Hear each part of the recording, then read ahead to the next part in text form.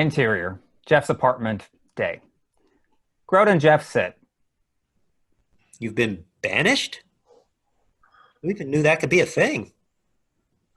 And I'm human-like now. Look, I don't know how to be human. You got to help me, man. I mean, I'm lost. I can't tell. Am I hot or am I cold? Okay, now see, that told me nothing. And I got this feeling in my stomach that, I mean, what does it mean? I'm hungry? Does it mean I'm gassy? Oh, okay, well, I guess that was option number 2. Oh, and do I feel better? That makes one of us. Anywho, they feel that I let you down, so that now I need to spend time on Earth in human form to learn the errors of my ways. Geoff doesn't say anything. Groad looks at him, waiting for him to say something. Are you waiting for me to apologize for my life cratering? Yes, you could say something. You are the reason I'm in this predicament. You might be the reason I'm in this predicament. My life was great until you showed up. Oh, whoa. You are comparing your life being a little sidetracked temporarily to me being banished from heaven? Geoff sighs, acknowledging it's worse for Groad. I don't know how to survive on Earth.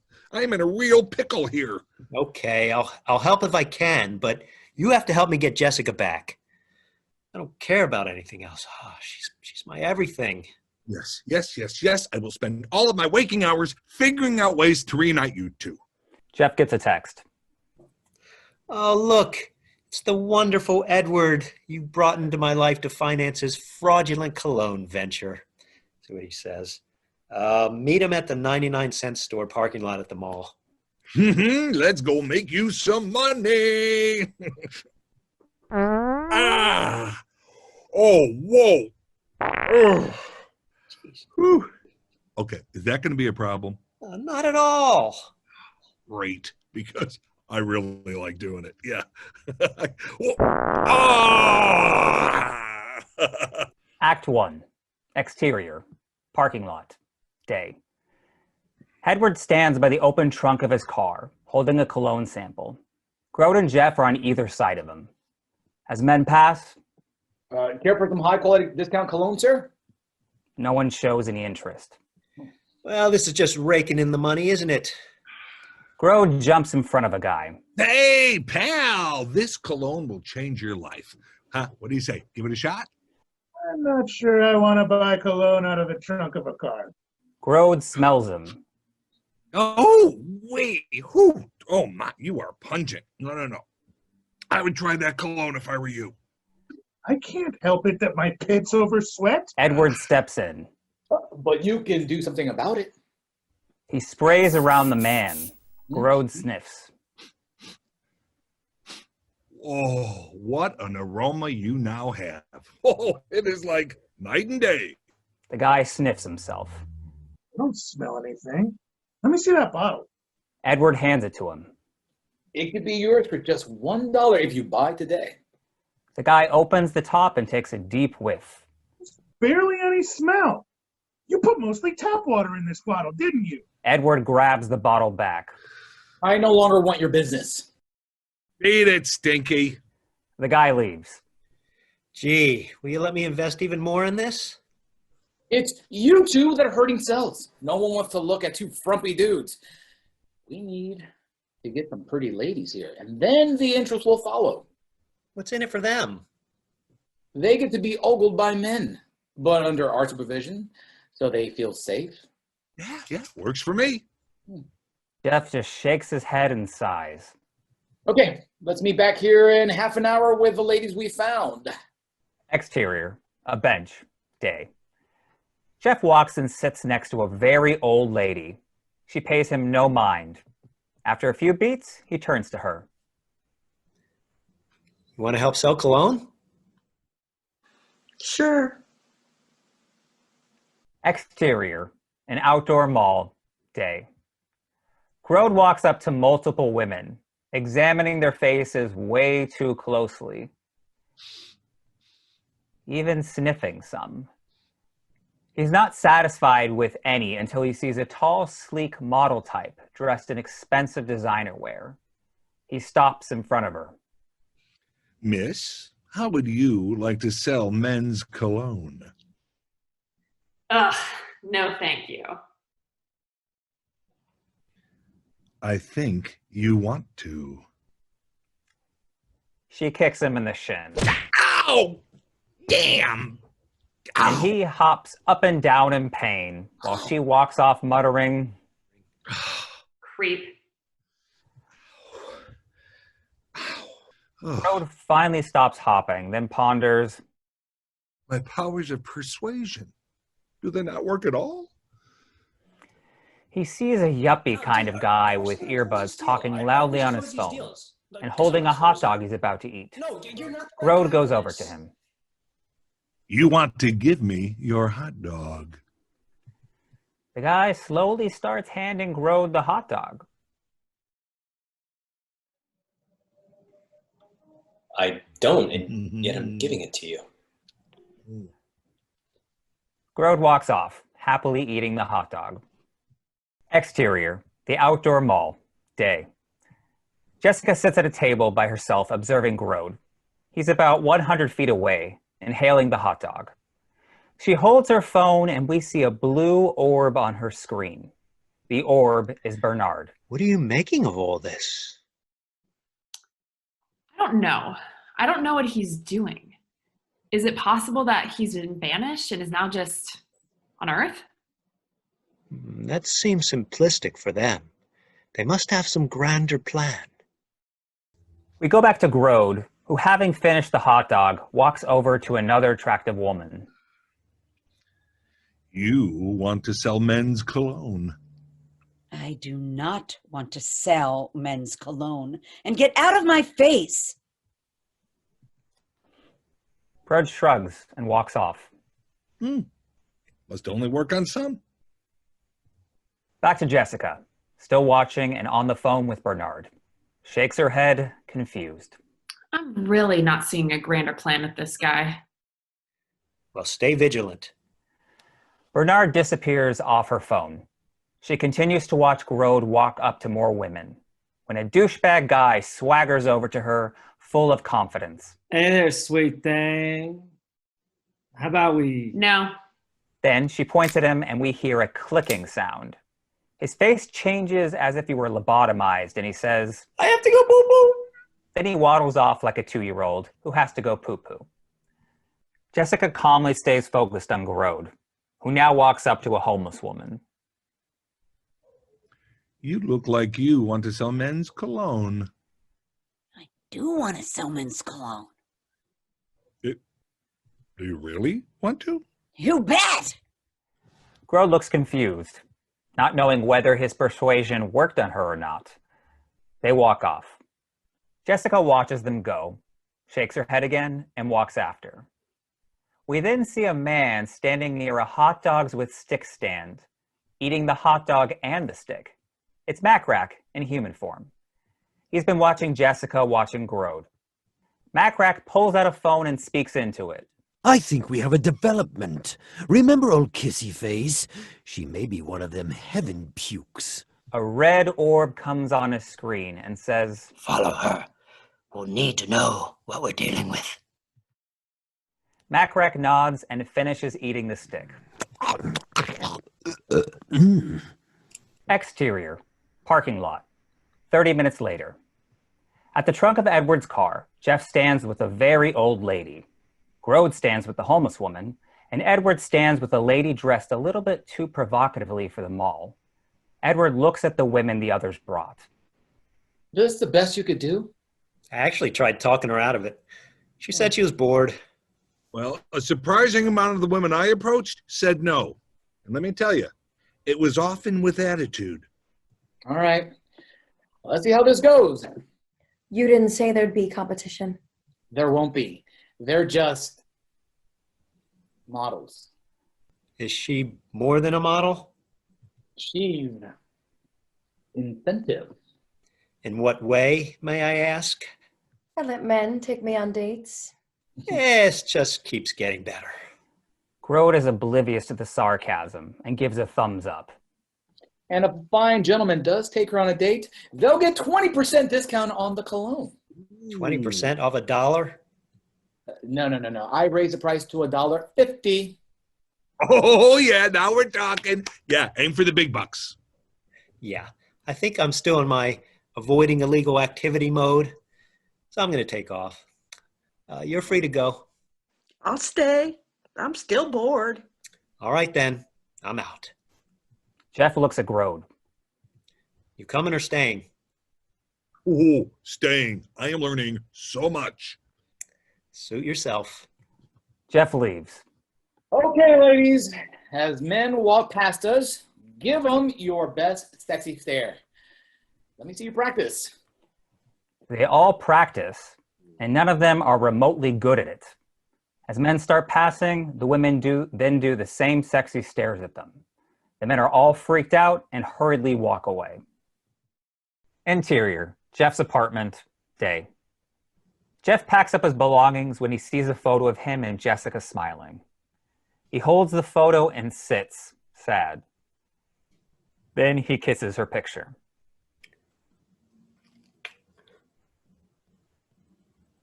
Interior, an office at the outdoor mall, day.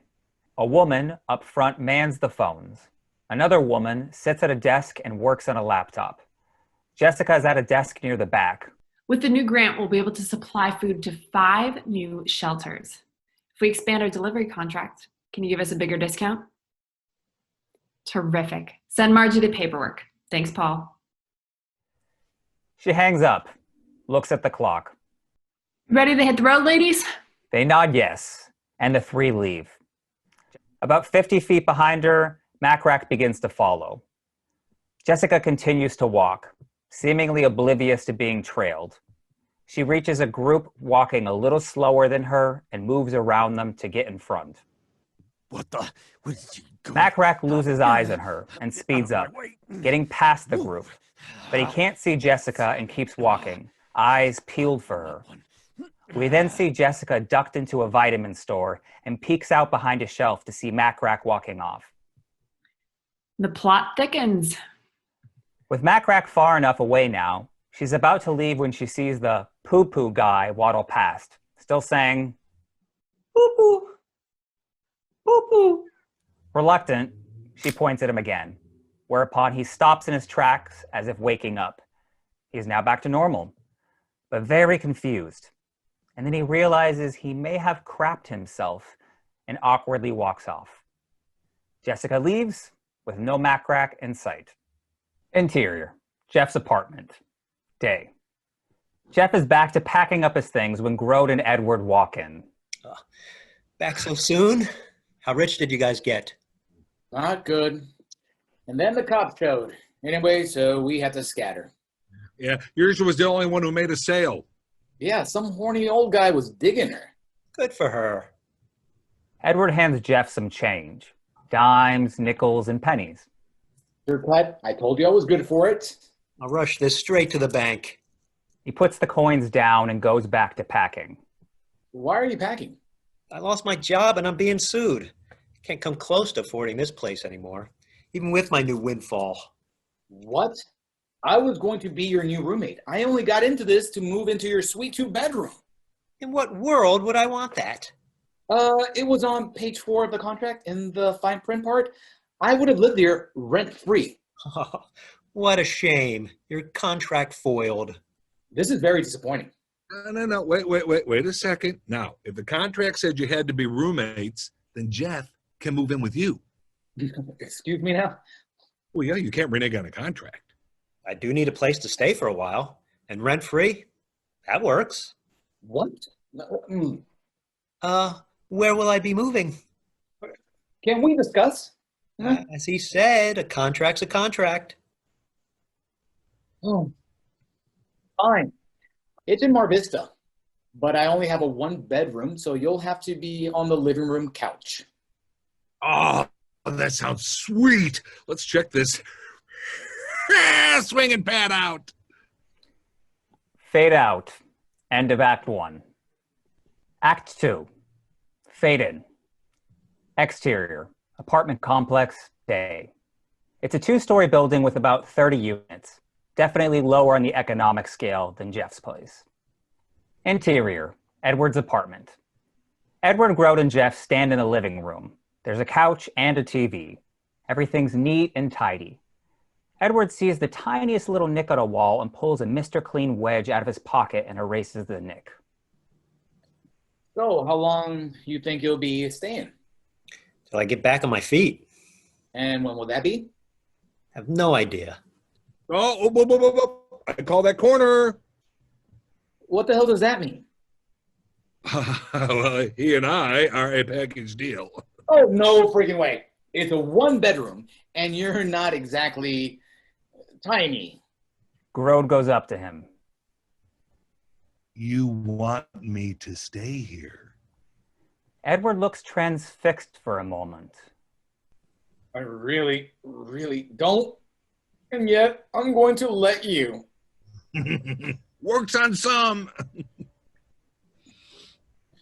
Is there any way I can make your stay shorter?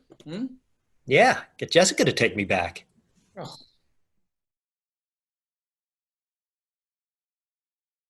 Fine. If I do that, you both definitely leave? Lickety split. Okay.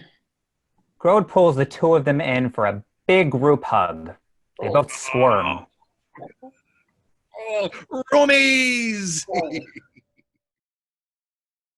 Exterior, outdoor mall, late afternoon.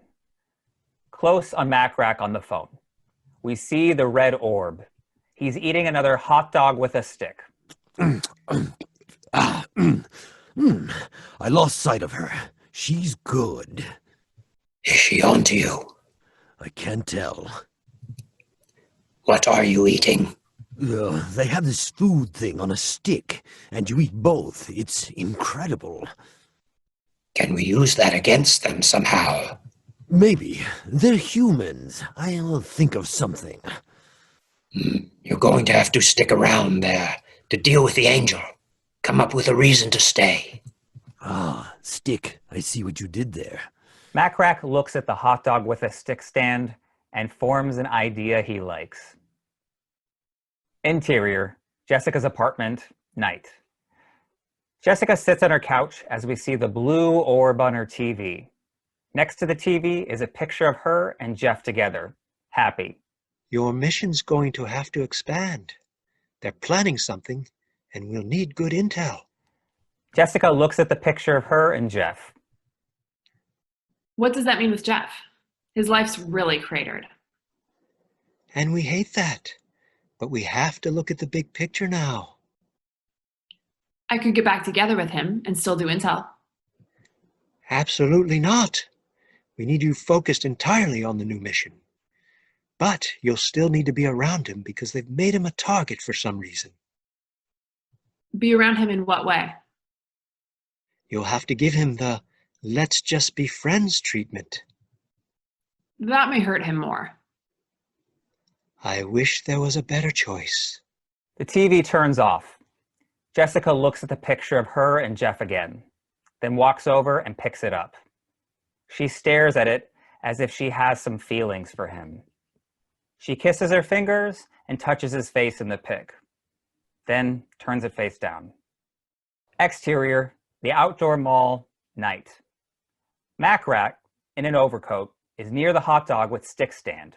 We see a little ramp has been placed on the front counter leading to the floor. Makrak does a quick whistle. Suddenly, a handful of rats scurry out and climb the ramp up and over the counter. Make yourselves at home, fellas. Exterior, Edward's apartment complex, night. Edward walks to his apartment and opens the door. He sees Geoff making up the couch with blankets and pillows. It's not even 9 o'clock. You're going to bed already? Moving my stuff wore me out. That and all the stress of my life being ruined. It's made me just want to go to sleep. Where's the big guy? Kitchen. Edward goes into the kitchen. Interior, kitchen, same. Edward enters to see Groad lying under the table on a sleeping bag. What are you doing? I am about to go to sleep. You picked a corner in the other room. Yeah, but I like this spot better. You know what? Being under the table makes me feel like I have two roofs. Whoa, whoa, whoa. Or is it roofs? This is my kitchen. I eat here. I'm not on the table. It's only slightly worse that you're under the table. Come on. You'll barely notice it. How is that possible? No. I'm putting my foot down. You can't sleep under my kitchen table. You want me to sleep under the table. Groad lets out a long, loud fart. I hate everything about you being here and sleeping under the table, and yet I'm okay with it. Why am I okay with it? Just the way things are, pal. This is hell. Groad face shrugs like he's not that far off. I gotta figure out how to get Jessica to take him back. Interior, Edward's apartment, night. Geoff lies down on the couch that he's made up and starts to go to sleep, when the wall he's next to is violently banged, throwing him off the couch. What the hell? Edward comes in. Oh, you picked a bad time to get some sleep. My neighbor Erica is an aspiring wrestler. She must be practicing. Another loud bang on the wall, which freaks Geoff out. Groad comes in. Hey, whoa, you made the couch look all comfy. Why are you sleeping on the floor? Another loud bang on the wall. Not my choice. What, you're just fine and dandy with her doing this? Yeah. In exchange, she lets me use her Wi-Fi and streaming passwords. I'm completely set up. Are there apartment regulations about noise, especially at night? I don't know. Erica's cool. You got a problem? Just go talk to her. Geoff nods and goes out the front door. Is she cool? No. Exterior, apartment complex, night. Geoff knocks on a door. Erica opens. Yeah? Hi, I'm Geoff. I've moved in next door, and, well, I'm sleeping on the couch by the wall that connects to your place. Congratulations. Your banging actually threw me off the couch, if you can believe it. Which one? First one. Awesome. I thought that one was really solid. She points to the wall where a bunch of gym mats are attached to it. Putting that up really helps me practice throwing myself around. That's great, but do you have to do it at night? Most days I work. Only time I have is at night. I appreciate that. I do. But you can understand how that might be difficult for one to sleep while all that's going on. It looks like we have a little conflict of interest. You want to call it that? I just think... Tell you what. You pin me, I won't do it anymore at night. Excuse me? That's the deal. We wrestle, and if you beat me, I'll respect your wishes. I'm not wrestling you. That's... What are you, a wuss? A little man baby? Oh, you want to cry? This is ridiculous. No, what's ridiculous is you're not man enough to fight me for silence. Pathetic. Fine. If that's what it takes, let's wrestle. She lets him in. He starts doing stretches as she puts a mat out in the center of the room. Interior, Edward's apartment. Same. Edward and Groad listen at the wall. What do you think's happening? It's called an ass whooping. Wow. His troubles have no end, do they? Nope. Ooh. Exterior, the apartment complex, night. Jessica, disguised in a short wig and glasses, is across the street in her car. We see on her phone she's watching inside Erica's apartment. Geoff gets flung across the room, and Jessica winces for him. Interior, Erica's apartment, same. Erica now has Geoff pinned. Jesus, I barely had to break a sweat. So I guess we've settled this. I'll be practicing whenever I damn well please, and you'll never, ever bother me about it again. Geoff doesn't answer, but then tries to get him pinned, very unsuccessfully. When was the last time you did a push-up, dude? He tries to get unpinned again to no avail. I'm going to need to hear we have an agreement. I do not agree to that. That's it. No more Mrs. Nice Girl. She puts her knees on his shoulders, so her hands are free, and then she starts slapping his face some. Repeat after me. Erica can practice whenever she wants. He says nothing. Say it! No! All right, you asked for it. Time for the helicopter of torture. Geoff does not like the sound of that. Interior, Edward's apartment, night. Groad and Edward still listen by the wall. No. But this isn't good enough. No, I need a visual to appreciate a good ass whooping. Ooh, yeah. Maybe her blinds are enough to see in. Yes. They head outside. Exterior, Erica's apartment, night. Groad and Edward peek into Erica's window through a tiny slit at the bottom of the window, where the blinds don't come all the way down. All they can see is the feet of someone being tossed around like a rag doll, which is accompanied by screaming. Oh, this sucks. I can barely see anything. Groad and Edward stand to see Miss Yunova, a tough-looking Russian woman in her 50s. Standing next to her is Vlad, her mountain of a man-son. Hello, Mrs. Yunova. Mrs. Yunova is the building's apartment manager. And this is my friend. What's your name again? Groad. I'm one of his new roommates. The other one in there is getting his ass whooped. Roommates? In a one bedroom? I don't think I care for that. You like the idea. Mrs. Yunova then leans into Groad and they spend several moments just sizing each other up. Finally, Mrs. Yunova shrugs. Fine. I raise rent $25. What? We'll take it. Wonderful. Oh, and this is my son, Vlad. He helps me take care of things here. Will you beat people up for me? It's possible. I like this guy. Oh, yeah. I like him a lot. Have a good evening. Mrs. Yunova and Vlad walk off. She raised the rent $25. You just sell more cologne. Oof. Erica's door opens and Geoff limps out in pain. Ooh, how'd it go? Is she going to stop practicing? Oh, it's not a problem. I'll just sleep on the floor. Oh. Exterior, hot dog with a stick, night. Makrak looks at his phone, which shows video of Mrs. Yunova and Vlad walking around the apartment complex. He zooms in on Vlad and then takes several pictures of him. There we go. Good. Nice. Gotcha. That's it. Pose for daddy. Nice. Good. Oh, fantastic. Loving it. Exterior, the apartment complex, night.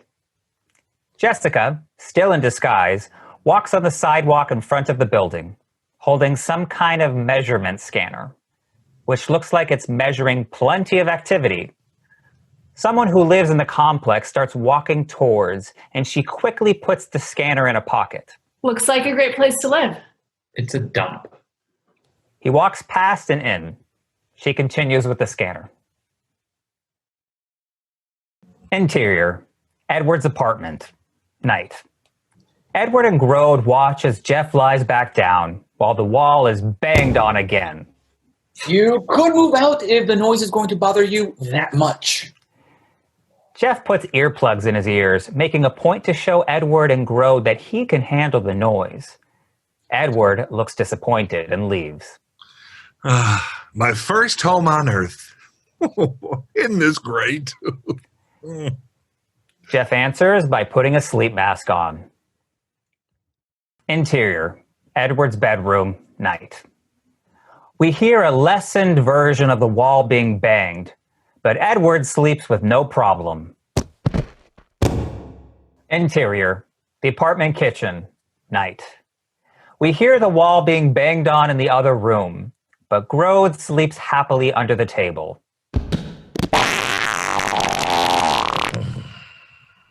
Interior, the apartment living room, night. Geoff is wide awake, with earplugs in, looking miserable, as he can't remotely sleep with the banging on the wall.